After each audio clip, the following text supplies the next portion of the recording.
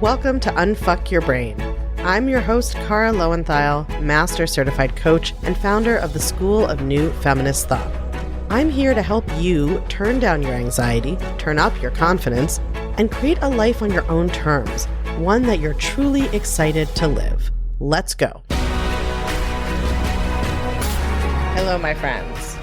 It is January, and it is that time of year when you are going to be getting your reviews. You're going to be seeing if you got a bonus. You're going to be potentially asking for a raise, asking for a promotion.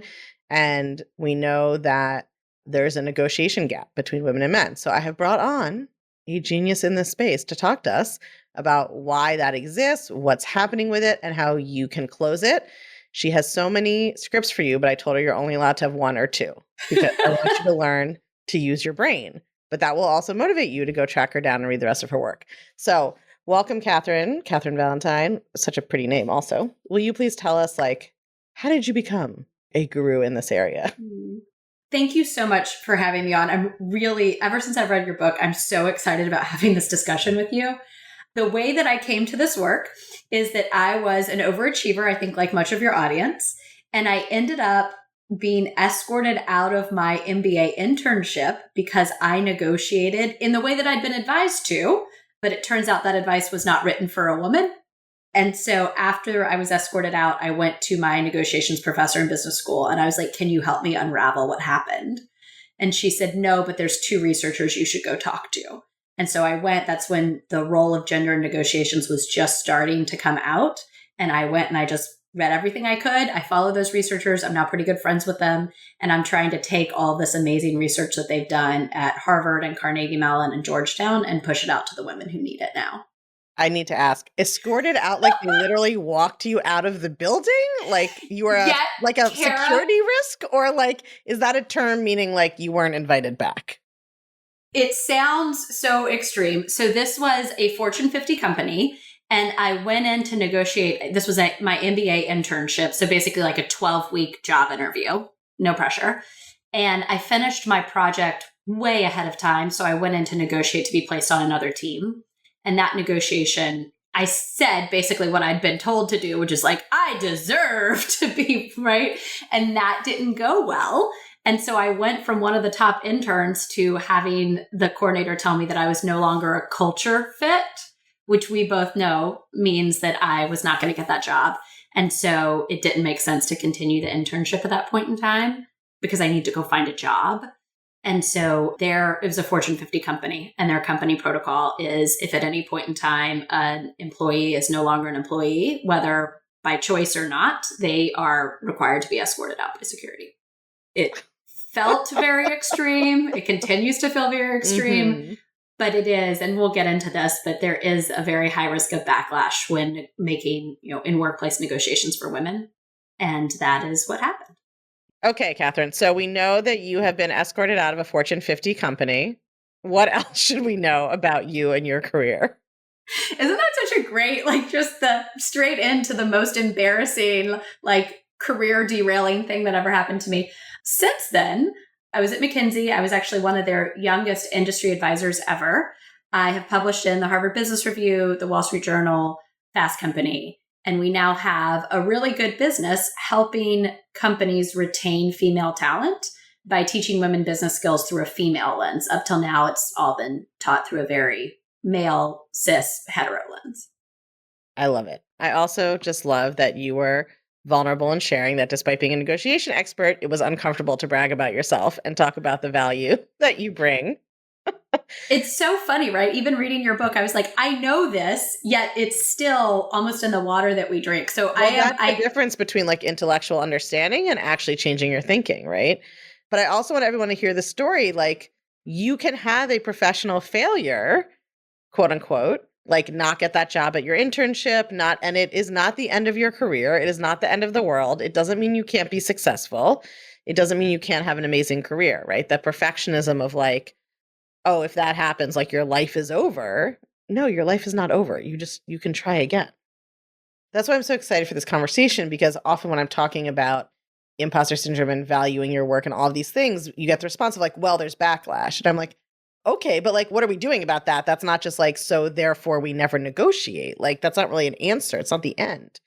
So let's start with like why it's important to negotiate. You've read the book, people listen to the podcast, they know I talk about like the gender socialization of just keep your head down and like do a good job and don't seem greedy and you'll get rewarded. And that is not how it usually goes, right? But women end up waiting for that and like waiting for their boss to notice that they're doing such a good job. So, can you talk a little bit about why it's important for women to negotiate? Yes, so I call it the big five, but there's actually five reasons. One is the financial, which generally speaking, we tend to be pretty well educated on. The number that's tossed out there a lot is Linda Babcock's choosing not to negotiate means you will earn $1 million less over the course of your career. Obviously, that number is pretty sensitive to how much you earn. And so Margaret Neal at Stanford did a different analysis on it, showing that choosing not to negotiate was equivalent to working an additional 8 years to retire with the same wealth. So that's reason number one, purely financial. Reason number two is that it increases your perceived value. So this is research by Norcoff and Pinkley showing that applicants with identical experience and performance record, but different salary histories were rated differently by employers. So basically, in a very busy world where people have to look at signals to decide what's happening, people are looking at what you make to signal how much impact you have, not how much impact you have to signal how much you should make. It's like if you're shopping for a t-shirt and you're like, this one's $6.99 and that one's $9.99, you will unconsciously assume that one's higher quality, even though you may know intellectually they're made at the same factory, they have different labels on them, but that's not how you perceive the value when you're in that buying mode. Yes. And so the researchers go on to say, so accepting less implies that you are delivering less. So that's number two. Your perceived value is important in the marketplace.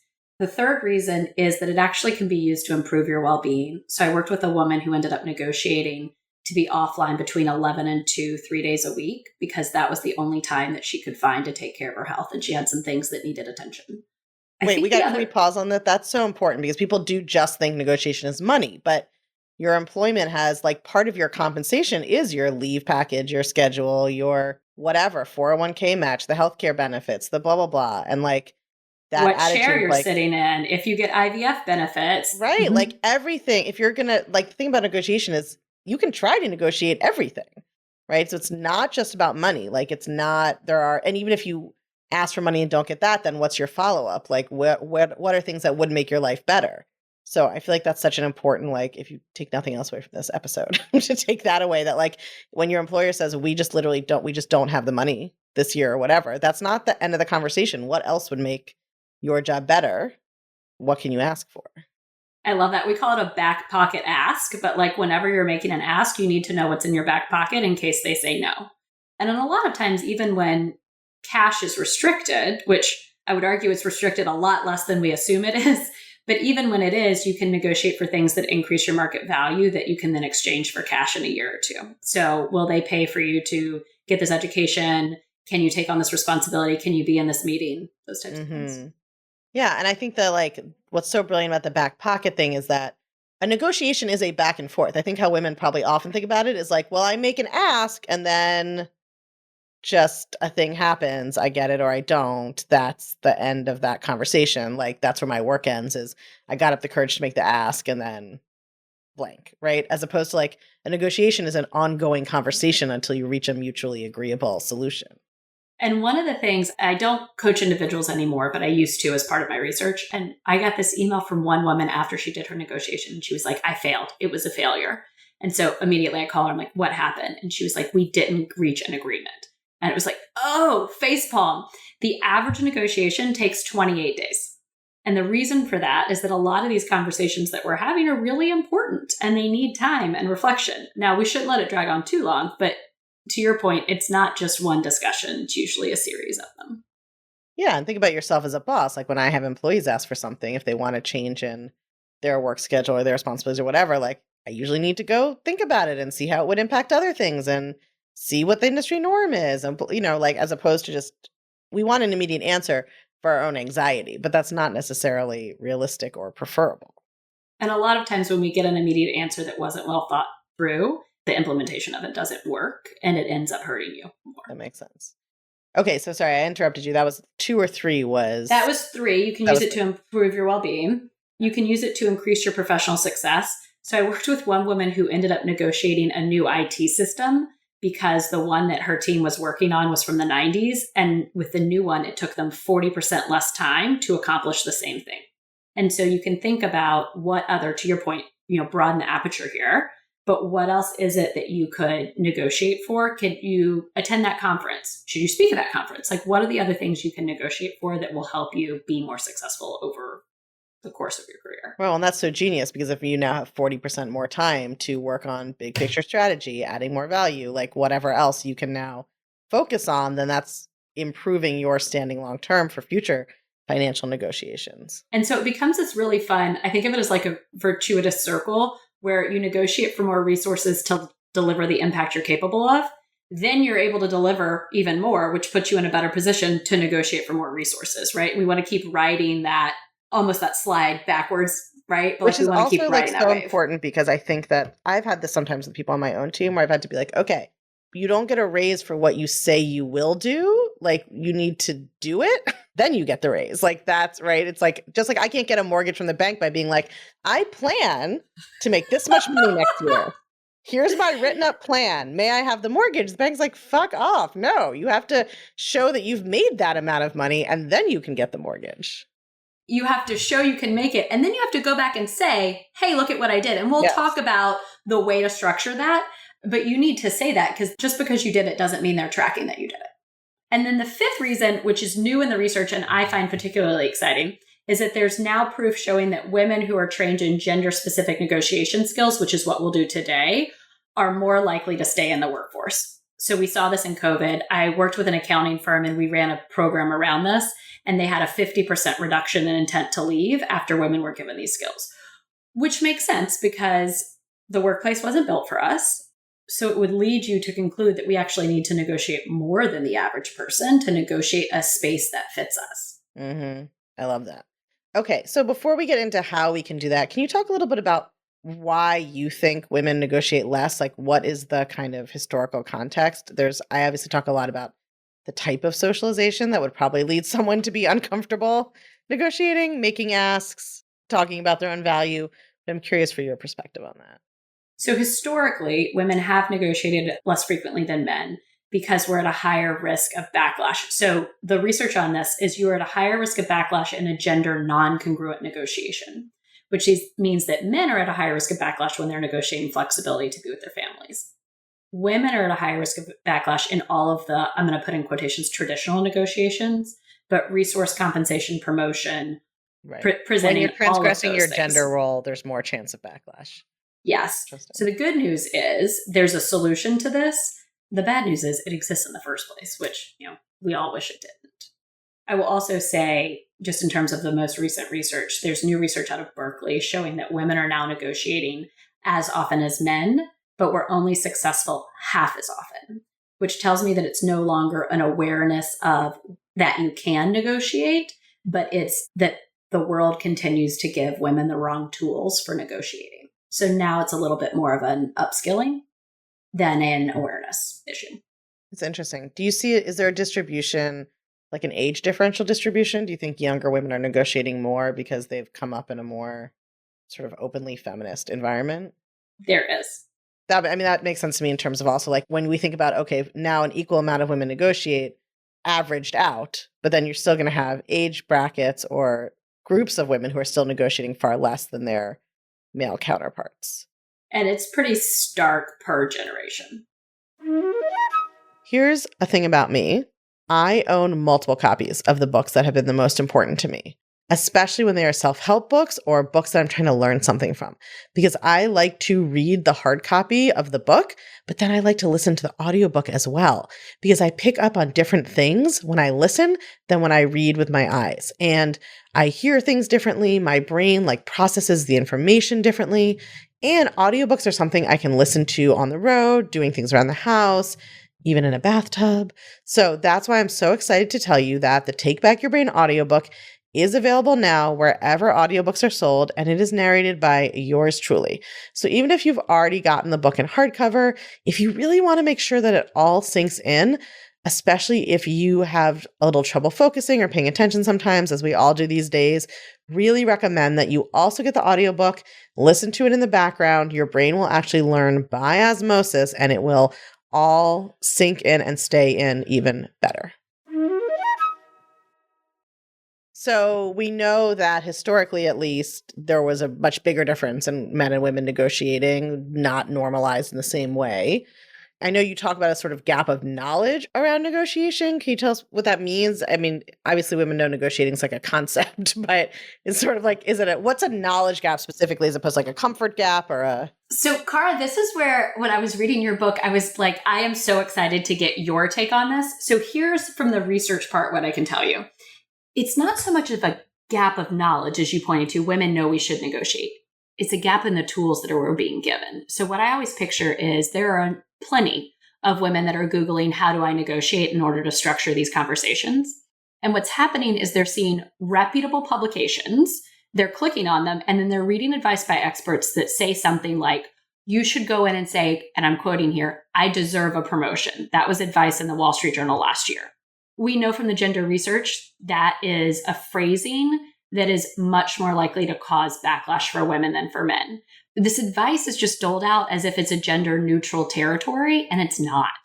And so just in reading your book, I was kind of thinking about even well-intentioned women who know they should negotiate still are getting crap advice from very well-known experts with New York Times bestselling books. And I don't know exactly...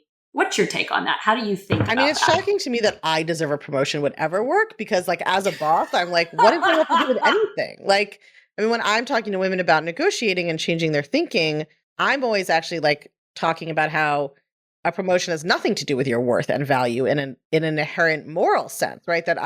One of the things I talk about in the book, and I'm always yelling about when it comes to professional advice, is like the negotiation advice to women of like, know your worth and value is completely stupid because women get that all mixed up with their moral worth and value. And then they're like completely, of course you don't want to ask for a raise when you're like, if they say no, it means I'm not valuable as a human or good at my job or anything else, right? So anyone that I would be coaching. I mean, I don't get up in people's like action lines, but if I did, or what I say to my employees is like, if you want to raise, tell me what value you have added to the organization. And obviously, ideally, make it like connect it to our economic success or our operational success or whatever. But like, show me the value you've added.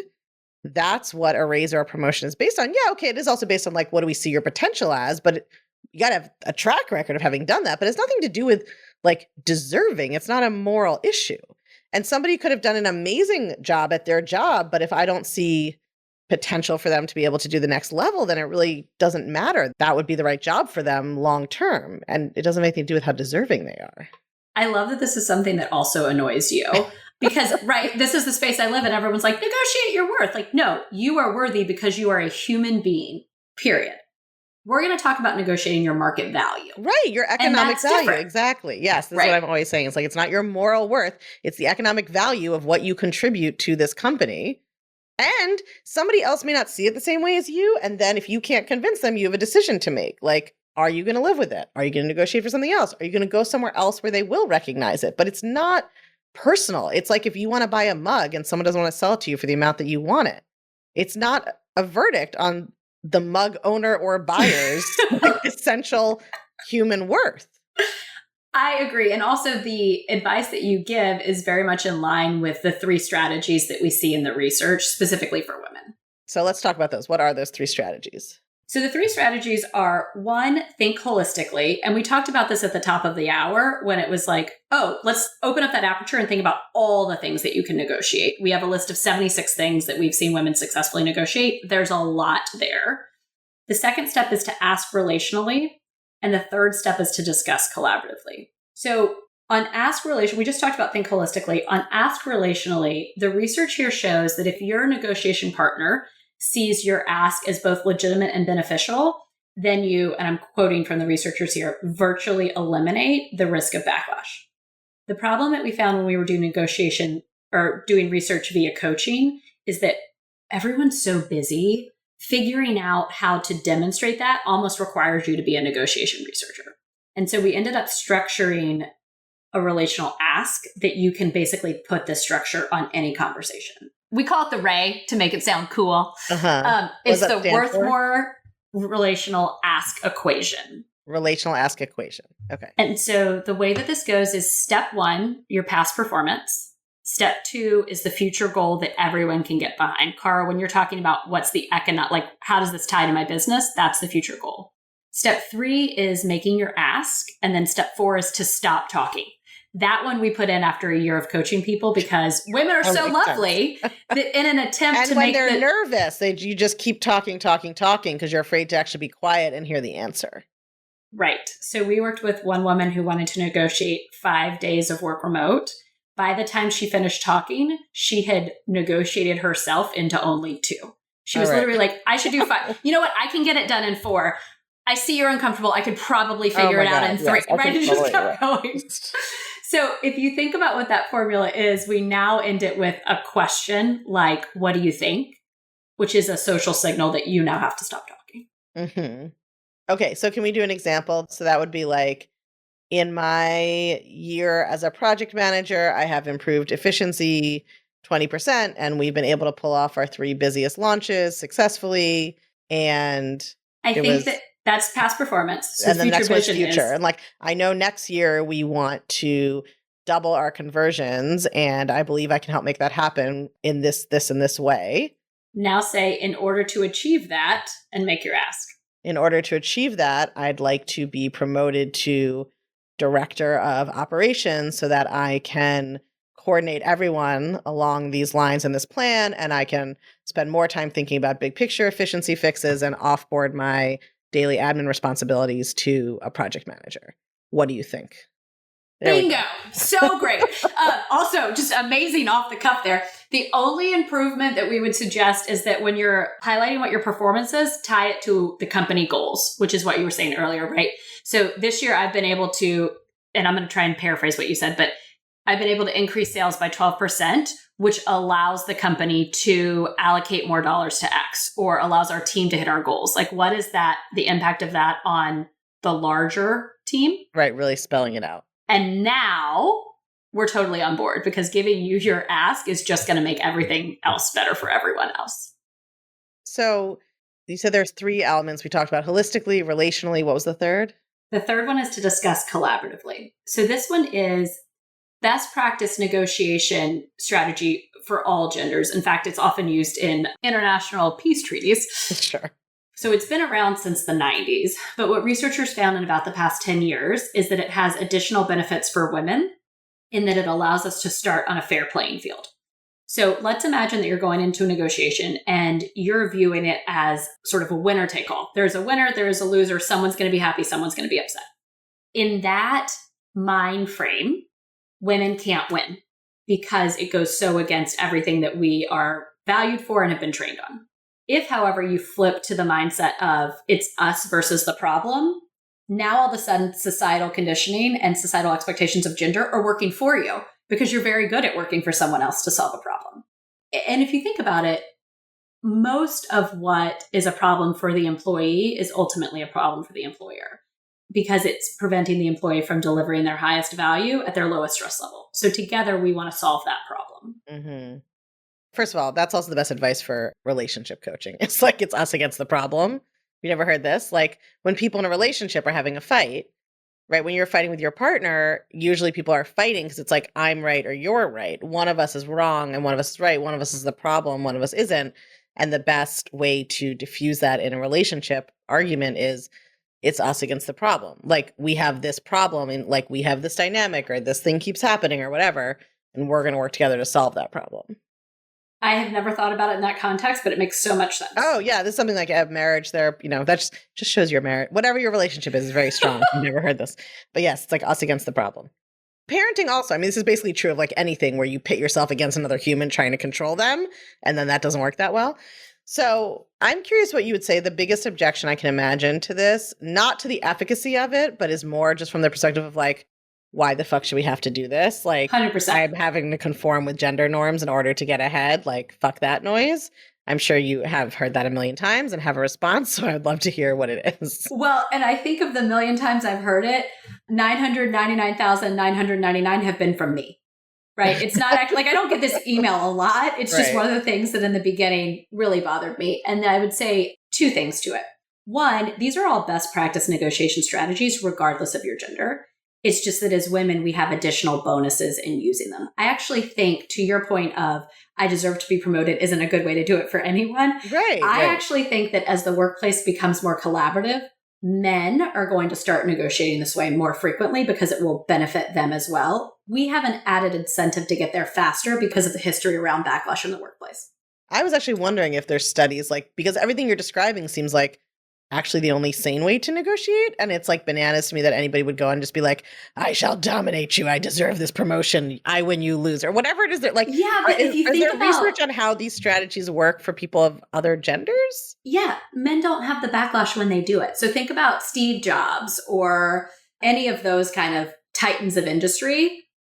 They can say this. Like they can say it without backlash.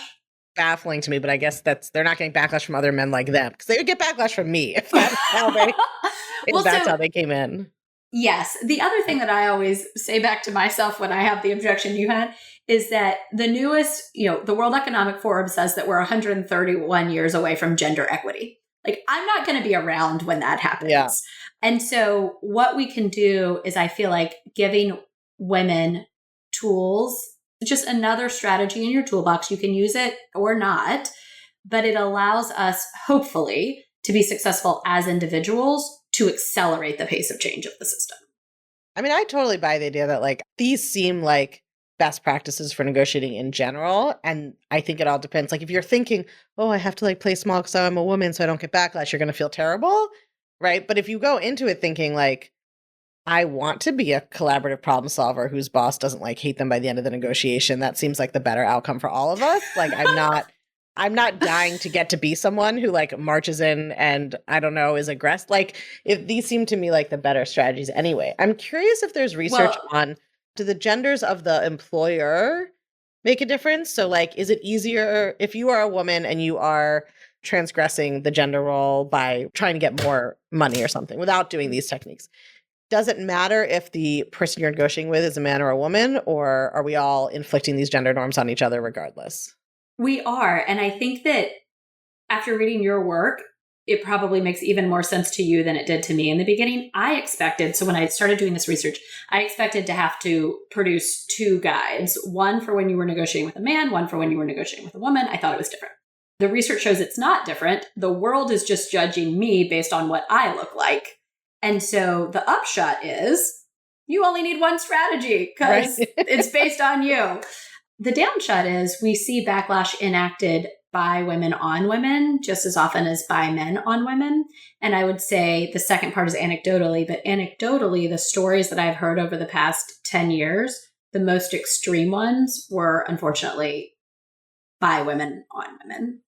To your previous point, I will say, when you were saying if someone negotiates this way, it's better anyway, the research also shows that if you negotiate this way, your negotiating partner ranks you higher on leadership skills than before the negotiation. So simply the act of negotiating itself, if you do it well, is a credibility building conversation. I love that also because that's it's like a strategic byproduct. Whether or not you get the outcome you want, it's still worth doing because you are still going to be showing up in a certain way. It has results for you in your own like self-conception and being proud of yourself and all of that, but it also does impact the other person's perception of you in a positive way, even if you don't win, quote unquote, or like get the outcome that you wanted. Right. Well, and people are 7 times more likely to tell you yes if they've already told you no. So even if you don't get that particular one, you've now positioned yourself really well for whatever the next one is. Oh, that's so interesting. I love that. People are 7 times more likely to tell you yes if they've already told you no. All my entrepreneurs out there who don't like following up with people or making a second offer or whatever else, take that one to heart. All right. This was all so helpful. And I know that you have more even concrete like scripts and tips and all those things. So where can people find you and your work and learn more? Par, thank you so much for having me on and just for allowing me to have this conversation with you. For anyone that it would be helpful to, you can get that list of 76 things to negotiate at 76things.com. We created that as a resource for everyone. And every time we hear about a new successful negotiation, we're adding to that list. So if you have anything that's not on that list that you negotiated, let us know. It's how we're creating a shared resource so that people can access this information. And the other thing is, if you're part of a women's organization, please consider recommending me as a speaker. That's really how we get these tips and tricks to women. And I would love to be able to do that. Amazing. All right, go to 76things.com, share Kathryn's work far and wide, and go negotiate because worst case scenario, you don't get what you want, but you're more likely to get it next time. Thanks for coming on. If you're loving what you're learning on the podcast, you have got to come check out the Feminist Self-Help Society. It's our newly revamped community and classroom where you get individual help to better apply these concepts to your life, along with a library of next-level, blow-your-mind coaching tools and concepts that I just can't fit in a podcast episode. It's also where you can hang out, get coached, and nerd out about all things thought work and feminist mindset with other podcast listeners just like you and me. It's my favorite place on earth, and it will change your life, I guarantee it. Come join us at www.unfuckyourbrain.com/society. I can't wait to see you there.